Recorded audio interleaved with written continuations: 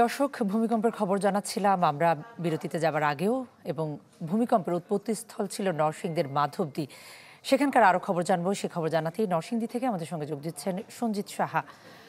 সঞ্জিত, নরসিংদীতে আমরা সবচেয়ে বেশি ভূমিকম্পের উৎপত্তিস্থল এবং আহত অনেকে, সে খবরটা আমরা জেনেছি।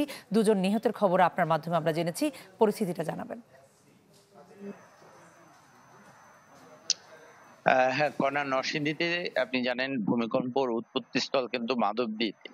তো এই মাধবদী অঞ্চল যেটা রয়েছে, সবচেয়ে বেশি ক্ষতি হয়েছে আপনার পলাশ এবং নরসিংদী শহরের এই এলাকাটাতে।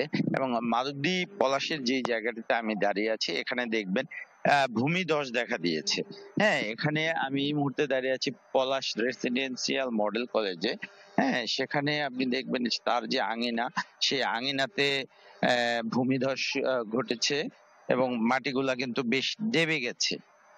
তো এর বাইরেও যদি আমি বলতে চাই যে পাকা আধা পাকা যে কাঁচা ঘরগুলা ছিল, সেই ঘরগুলা কিন্তু ভেঙে গিয়ে পড়েছে এবং দেবে গেছে। আপনি দেখবেন ব্যাপক ফাটল দেখা গেছে।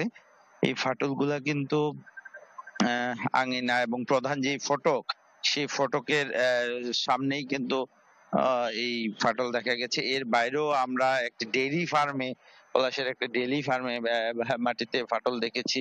এর বাইরে বেশ কিছু ভবনে ফাটল দেখা গেছে। এবং আপনি জানেন, এই পর্যন্ত কিন্তু আমরা শেষ খবর পাওয়া পর্যন্ত যতটুকু জানতে পেরেছি, নরসিংদীর যে গাবতলী, শহরের গাবতলী এলাকায় ছাদের রেলিং ভেঙে বাবা, ছেলে, মেয়ে সহ 3 জন আহত হয়েছে। তাদের মধ্যে কিন্তু প্রথমে শিশু উমর যে ছেলেটি ছিল, সে মারা গেছে, তার মাথায় ইট পড়েছে। তার পরবর্তীতে কিন্তু তার বাবাও কিন্তু মারা গিয়েছে। তো সব মিলিয়ে 3 জন মারা গিয়েছে এবং প্রায় 70 জনের মতো কিন্তু আহত হয়েছে।